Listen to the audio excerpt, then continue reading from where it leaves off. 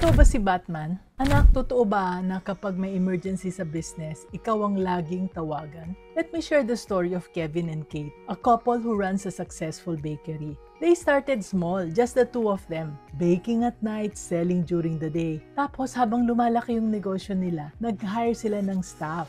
1, tapos 2, tapos 5. And akala nila managing the business will be easy. But it got worse. Kate would train the staff on cake decorating. Pero after 1 week, back to 0 ang quality. Si Kevin naman would teach them inventory management. Pero after a month, magulo na naman.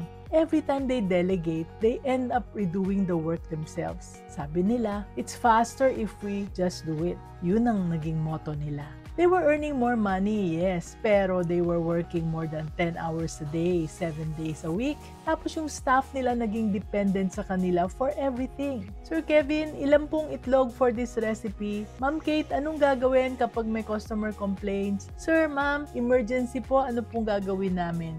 Kevin and Kate realized na hindi sila nag-hire ng empleyado. They hired expensive assistants who could not think for themselves. They were not business owners anymore. They were expensive managers of their own company. So anak, pagod ka na bang maging jack of all trades sa sarili mong business? Alam mo ba na hindi mo kailangan gawin lahat by yourself?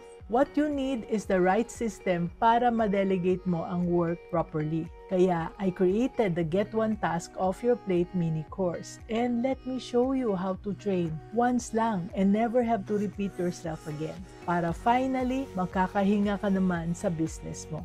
Kevin and Kate's breakthrough came when they learned the difference between delegation and dumping. Dati, they would just say, handle mo na to without proper systems. Pero ngayon, they learned how to document processes, create step-by-step guides, and train with confidence. Nag-umpisa sila ng isang task lang, no? Order taking and customer service. Now, using the system na tinuro ko sa kanila, they trained their staff properly. Once lang, no more repeated training. Wala nang confusion, wala na pong, Sir, Ma'am, what should I do? And within 1 month, their staff could handle customer orders independently. And this gave Kevin and Kate time to focus on what matters: growing the business, creating new products, building relationships with suppliers. Kaya ngayon, they take regular vacations. Yung bakery nila runs smoothly even when they are not there all the time. So they went from being slaves to their business to being true owners. Ang sikreto, having the right delegation system. You don't need to carry everything on your shoulders, anak, ha?